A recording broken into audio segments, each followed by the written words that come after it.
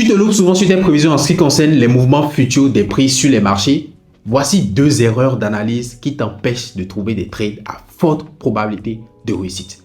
Alors déjà, avant même d'entrer dans le vif du sujet, je t'invite à liker cette vidéo parce que tu sais que moi je sors que des bangers, que des pépites. Donc like et surtout abonne-toi. Il y en a qui regardent les vidéos, ils ne sont pas abonnés. Abonnez-vous, je vous vois bien. Abonnez-vous. Fais-le en même temps. Oui, il faut le faire en même temps. Parfait. J'ai créé un canal Telegram pour plus de proximité. C'est-à-dire que sur YouTube, ici par exemple, on n'a pas vraiment de proximité. En plus, les commentaires sont beaucoup, donc je ne réponds pas à tout. J'essaie de répondre à tout, mais il y a des fois des questions et autres. Et sur ma communauté YouTube, il n'y a pas une réelle proximité. C'est juste, je pose des vidéos parce qu'on ne peut pas chatter ici sur YouTube. Je pose des vidéos, vous commentez, etc. En fait, je n'ai pas de proximité directe avec vous. Je ne peux pas vous parler direct. Par exemple, il y a des trucs que je peux vous partager directement par vocal, ainsi de suite. Mais je ne peux pas, tu vois. Je dois forcément m'asseoir, placer la caméra, ainsi de suite, faire une vidéo, tu vois. Ce qui est quand même un peu chiant. Donc, j'ai besoin de cette proximité. Je pense que vous aussi. Et ce canal Telegram répond simplement à ce besoin-là. Donc, le lien est juste dans la description de cette vidéo. Tu cliques dessus et tu rejoins directement. Et de là, on pourra quand même s'échanger beaucoup plus. Et même dans les canaux Telegram, on peut faire des lives. Je sais, sur YouTube ici, on peut aussi faire des lives, avoir une certaine proximité. Mais tu vois, il faut allumer les lumières, ainsi de suite. Or qu'avec Telegram, même en live audio, on n'a pas besoin d'allumer les caméras. On peut discuter, parler, s'échanger et autres. Je peux simplement vous faire un vocal ou vous partager une image, ainsi de suite. Mais il y a plus de proximité. Donc, rejoins le canal Telegram. Le lien est dans la description. L'erreur numéro 1, et c'est vraiment une erreur de débutant, mais vraiment de débutant. Mais croyez-moi, il y a des gens qui continuent de faire cette erreur-là. C'est ne pas trader dans le sens de la tendance en cours. C'est une très grave erreur. Ne pas trader dans le sens de la tendance qui est en cours. Et j'irai même beaucoup plus loin. Ne pas trader dans la structure du marché. Ne pas comprendre la structure du marché. Parce que pour moi, la tendance et la structure du marché, c'est deux choses complètement différentes. La tendance, c'est juste, tu vas dans un time frame et tu essaies de voir, ok, les plus hauts sont alignés à la baisse. Donc, ce que nous allons faire, c'est qu'on va directement se retrouver sur mon iPad. Donc, par exemple, la tendance, c'est quoi? C'est, tu viens sur un marché et tu remarques que sur le marché là, par exemple, les plus hauts sont alignés à la baisse. Donc, à partir de là, tu peux déduire, tu vois, les plus hauts sont alignés à la baisse. À partir de là, tu peux déduire que nous sommes dans une tendance baissière. Et si par exemple, tu remarques que c'est plutôt des plus bas, de plus en plus haut, tu vois, là, tu déduis automatiquement que nous sommes dans une tendance plutôt haussière parce que les plus bas sont alignés à la hausse. Donc, ça, c'est la tendance. Après, il y a les tendances neutres aussi, on est d'accord, où les plus hauts sont confondus et les plus bas sont confondus, tu vois. Donc, en fait, tendance non directionnelle. Ça ne va pas dans un sens précis, tu vois. J'espère que tu comprends. Maintenant, ça, c'est basique. Ça, c'est tendance. Après, il y a ce qu'on appelle structure de marché. Et ça, c'est beaucoup plus poussé que la tendance. Et ce que je suis en train de te dire ici, c'est de trader dans le sens de la structure du marché. Pas dans le sens de la tendance. Hein. Parce que des fois, tu peux trader des mouvements correctifs. Ça arrive, tu vois. Par exemple, dans cette tendance haussière-là, tu peux trader ces baisses-là. C'est des choses qui arrivent, tu vois. Mais toujours en respectant la structure du marché. Tu vas comprendre. Déjà, la tendance se détermine en grand time frame. La tendance générale du marché, c'est un grand time frame que tu vas déterminer cela. On est d'accord? Donc, supposons que tu es en grand time frame et tu remarques que la tendance, elle est baissière. On va prendre le cas d'une tendance baissière. Elle est baissière. On est d'accord? Donc, tu as une tendance qui est baissière avec les plus hauts alignés à la baisse. On est d'accord? Alors, cette tendance baissière qui se trouve là, il faut comprendre que dans un petit time frame, dans un moyen ou petit time frame, on est d'accord, bon, on va dire moyen time frame, on est d'accord. Cette tendance baissière va se dépiécer en plusieurs tendances secondaires. Et tu comprends ce que je veux dire? Cette tendance baissière que tu vois là va se dépiécer en plusieurs tendances secondaires. Donc, ça ne sera pas juste, ah, la tendance, elle est baissière. Non. C'est là où on rentre même dans ce que moi j'appelle la structure du marché. Pas juste se limiter à la tendance. Ok, là, nous sommes dans une tendance baissière, d'accord. Mais on va beaucoup plus loin que ça. Actuellement, est-ce qu'on est dans un mouvement d'impulsion ou de correction? Tu vois, c'est des questions que tu dois te poser. Les mouvements d'impulsion, c'est les mouvements dans le sens de la tendance. Donc, par exemple, si c'est une tendance baissière, les impulsions, ce sont les mouvements baissiers. Je répète, si c'est une tendance baissière, les impulsions sont les mouvements baissiers. On est d'accord? Donc, ici, par exemple, les impulsions, c'est quoi? Je vais essayer de... Tu vois, par exemple, ça, c'est une impulsion, ça, c'est une impulsion, ça, c'est une impulsion. Parce que nous sommes dans une tendance baissière. Donc, les impulsions, c'est les mouvements dans le sens de la tendance. Si on était dans une tendance haussière, les impulsions seraient les mouvements à la hausse. Et les corrections seraient les mouvements à la baisse. Tu comprends un peu? Donc, maintenant, comme ça, c'est compris, quand tu prends ce mouvement-là, ça, c'est un grand time frame. Hein? Grand time frame, je vais mettre grand time frame. On est d'accord? Quand tu prends ce mouvement-là, cette tendance baissière que tu as devant toi, quand tu vas partir dans un moyen time frame, par exemple, peut-être en H4 ou bien en je ne sais pas quoi, ou bien peut-être en H1, etc., tu vas remarquer, donc je vais mettre moyen time frame, on est d'accord? Grand time frame, on est d'accord? Donc tu vas remarquer quoi? Tu vas remarquer que cette tendance baissière-là, cette tendance baissière va se dépiécer en de mini-tendances. Tu comprends? Ça va se dépiécer en de mini-tendances. C'est-à-dire que, par exemple, cette tendance baissière va directement devenir quoi? Va directement devenir, tu vois, quelque chose comme ça. Je vais essayer de bien dessiner ça. Est-ce que tu comprends là où je vais en venir? Donc, en fait, tu vois, le dessin que je viens de faire là, c'est la même tendance baissière qui est là. Hein. Cette tendance baissière là, tu vois, c'est la même tendance baissière. Sauf que quand tu vas quitter un time frame donné, donc un grand time frame, qui te montre juste. Peut-être que ici, c'est juste des alignements de bougies. Hein. C'est juste des alignements de bougies qui ont créé, qui ont dessiné la tendance. Tu comprends un peu? C'est des alignements de bougies. Mais quand tu viens ici, en petit time frame, ce même mouvement devient des mini-tendances. Donc, des tendances secondaires. Tu vois? Regarde par exemple, ce mouvement de correction ici, là, c'est ça qui est devenu ça. On est d'accord? Quand tu as quitté grand time frame pour petit time frame, là, ça devient une tendance avec des plus bas de plus en plus hauts. Comme tu peux le voir ici. Tu vois? Or que quand tu étais sur le grand time frame, c'était juste des alignements de bougies à la hausse. Tu vois un peu ce que je veux dire?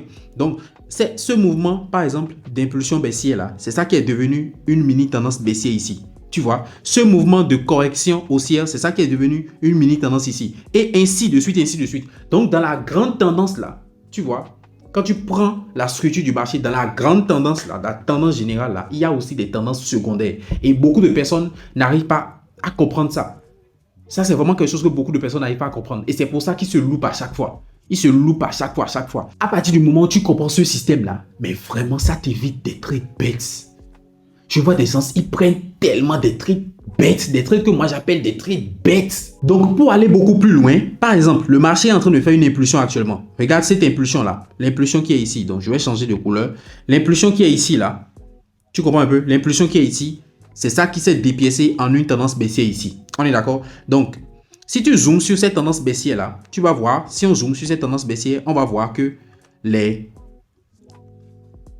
plus hauts sont de plus en plus bas. On est d'accord? Donc, tant que les plus hauts sont de plus en plus bas, on est toujours dans la tendance baissière. Là, on est en petite info, mais j'ai juste zoomé sur cette impulsion là. N'oublie pas, c'est l'impulsion qui est ici là. L'impulsion qui est ici là. On est d'accord? Qui est encore ici et que j'ai zoomé ici. On est d'accord? Donc, on se concentre sur ça là. Donc, regarde cette impulsion là. Regarde cette impulsion qui est ici là. Tant que le prix est toujours en train de faire des impulsions de plus en plus, des plus hauts de plus en plus bas, l'impulsion continue toujours. Tant que le prix est en train de faire des plus hauts de plus en plus bas, l'impulsion continue toujours. Le mouvement d'impulsion continue toujours. Mais à partir du moment où le prix dépasse le dernier plus haut, parce qu'une tendance baissière, c'est censé être des plus hauts de plus en plus bas. On est d'accord? C'est censé être des plus hauts de plus en plus bas. Donc, à partir du moment où le prix dépasse le dernier plus haut, il annule cette tendance baissière. Et cette tendance baissière, c'est quoi? Ce n'est rien d'autre que une impulsion. Ce n'est rien d'autre. C'est une tendance baissière ici, dans un petit time frame. Mais quand tu vas dans un grand time frame, c'est une impulsion. N'oublie pas, c'est ça qui est ici. C'est une impulsion. C'est un mouvement d'impulsion. Donc, ça veut dire que si tu es en train de remarquer que en petit time frame, cette tendance baissière est en train de se retourner à la hausse là. Or que ce n'est rien d'autre qu'une impulsion dans la grande tendance. Ça veut dire que l'impulsion est en train de se terminer. Et on est en train de commencer une phase de correction. Donc, certes, quelqu'un qui regarde seulement ça, il va se dire que le prix est en train de se retourner en tendance haussière. Et il va dire qu'il va attendre le retest pour prendre la position pour acheter. Sauf que même si tu prenais la position ici pour acheter, tu sais dans ta tête que ce n'est pas une tendance haussière à proprement parler qui est en train de commencer comme ça. Vu que tu es dans un petit time frame, tu vois, tu sais que ce n'est pas une tendance haussière qui est en train de commencer comme ça. C'est juste un mouvement de correction, simplement. Et correction de quoi? Correction de cette impulsion. Donc, je te montre. Correction de cette impulsion. C'est-à-dire, l'impulsion qui est ici, là, l'impulsion baissière qui est ici, là, a commencé par corriger. Tu vois un peu ce que je veux dire? Il faut vraiment comprendre ces détails-là. Et ça, beaucoup de personnes, en fait, ne le comprennent pas. Et c'est dommage. Tu vois? Et donc là, imagine, le prix a commencé une correction. Le prix a commencé une correction, il a commencé sa correction. Et ça, c'est un grand time frame. Hein. En grand time frame, tu vois que le prix est en train de corriger. On est d'accord? Quand tu vas partir en petit time frame, cette correction-là, cette correction sera quelque chose comme ça. Le prix sera en train de continuer son mouvement à la hausse. Tu comprends? Donc déjà, je vais essayer de mettre un peu plus au propre tout ça. On va revenir sur le dessin de tout à l'heure. Donc, cette correction qui a commencé, le prix, cette correction-là qui a commencé là, tu vas remarquer que voilà la correction, hein, voilà la correction qui est en cours. Hein.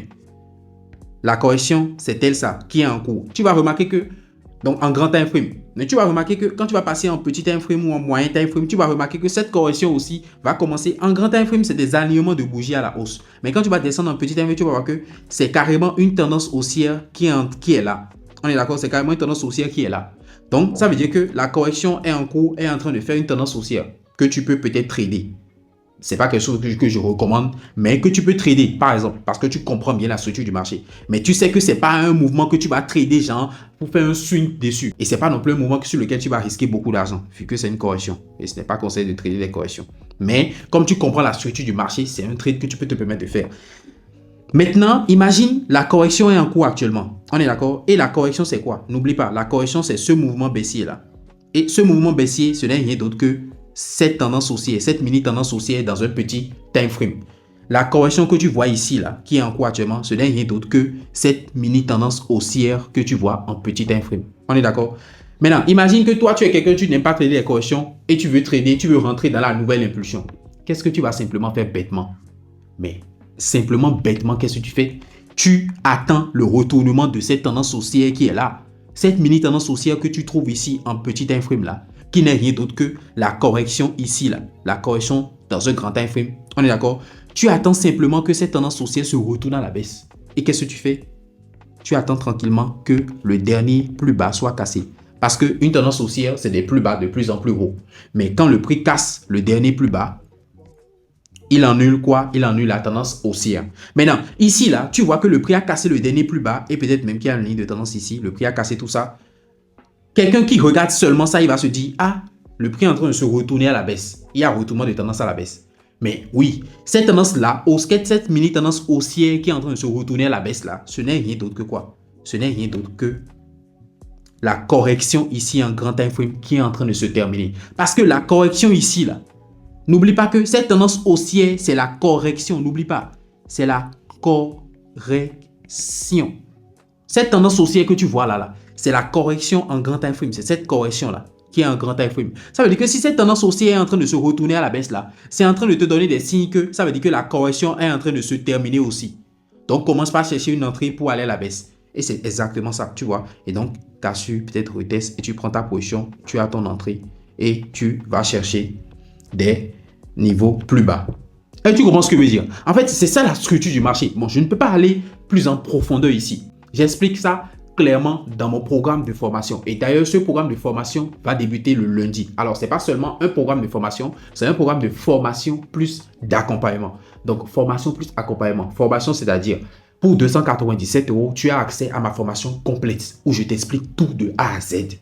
Vraiment, même quand tu es débutant, de A à Z. Ça, c'est le premier step. Le second step, nous allons faire des séances. Et c'est la particularité de ce programme. 100 traders rentables en 67 jours. Donc, c'est un programme d'accompagnement. Ce n'est pas juste une formation. C'est un programme d'accompagnement où je t'accompagne personnellement. On fait des séances live. C'est ça la particularité. Des séances live du lundi au vendredi pendant un mois.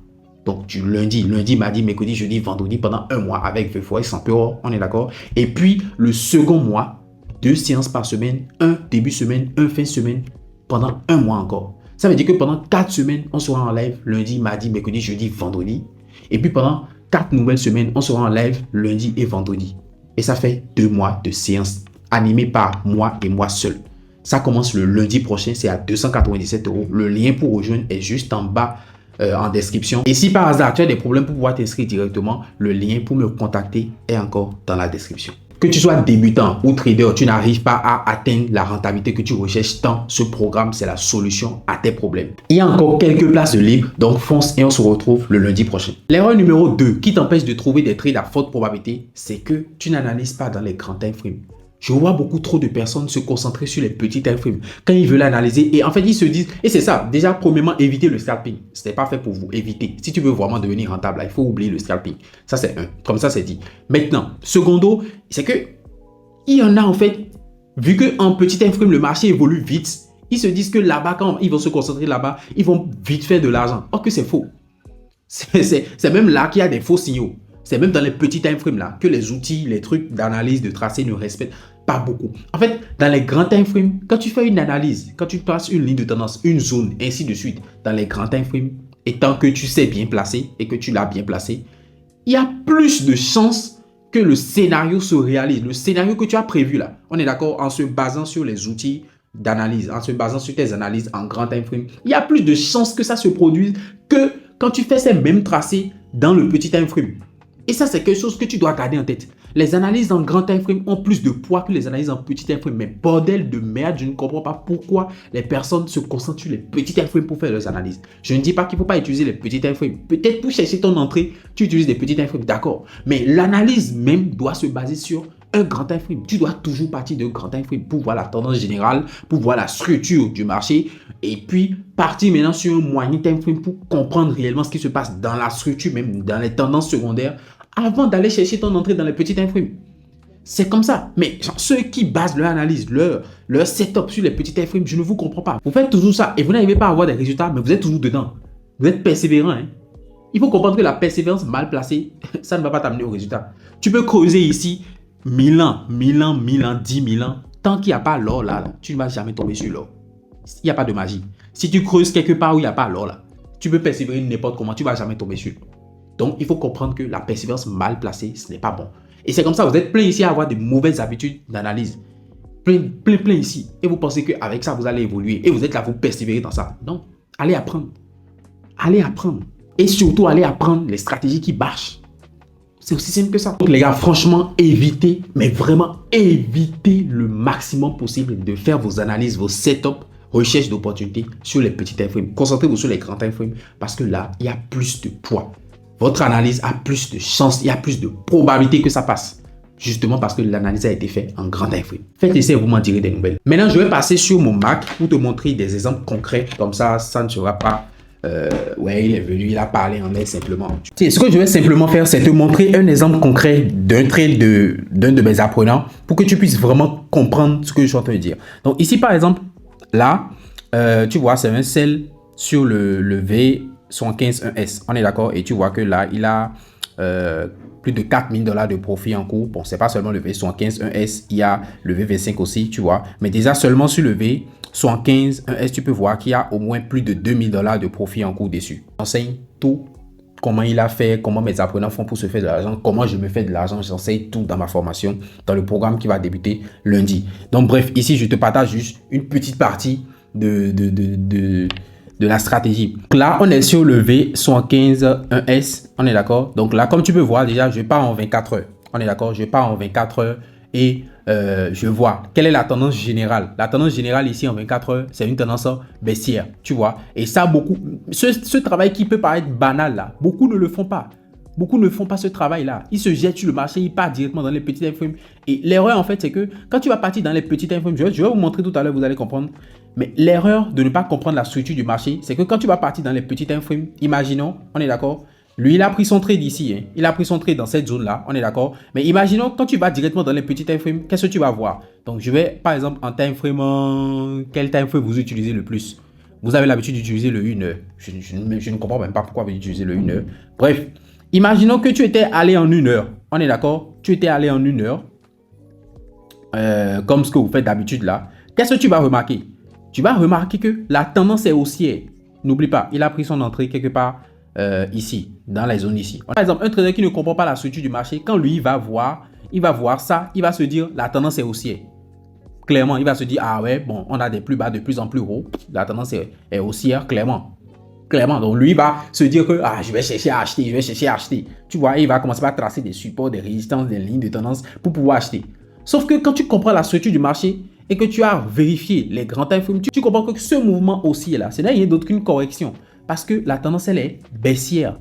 Et précédemment, le marché a fait quoi? Le marché a fait une impulsion et il a corrigé. Tu vois un peu ce que je veux dire? Le marché a fait une impulsion et il a corrigé. C'est juste une correction. Tu vois un peu ce que je veux dire? Je ne vais pas rentrer en détail, sinon j'utilise d'autres outils pour mieux approfondir tout ça. Mais je ne peux pas partager ça ici parce que c'est gratuit, c'est YouTube, tu vois. Rendez-vous dans la formation. Donc, voilà, tu sais clairement que c'est une impulsion correction, on est d'accord, et qu'il y aura une nouvelle impulsion qui va démarrer. Donc, qu'est-ce que tu fais? C'est aussi simple. Tu vas chercher une entrée à la baisse. Tu ne vas pas chercher à acheter parce que si tu regardes seulement le petit F1, tu vas voir que la tendance est normalement haussière. Sauf qu'en réalité, cette tendance haussière que toi que tu vois et tu vas peut-être potentiellement chercher une opportunité d'achat. Non, mais quand tu viens en grand time frame, c'est plutôt une correction d'une tendance baissière. Tu vois, et ça, c'est vraiment l'erreur que beaucoup font, quoi. Donc, vraiment, faites attention à la structure.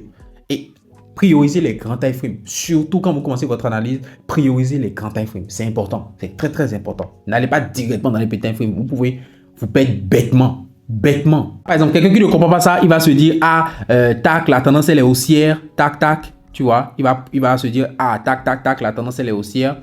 Voilà. Jusqu'ici, on est d'accord. Donc, il va juste...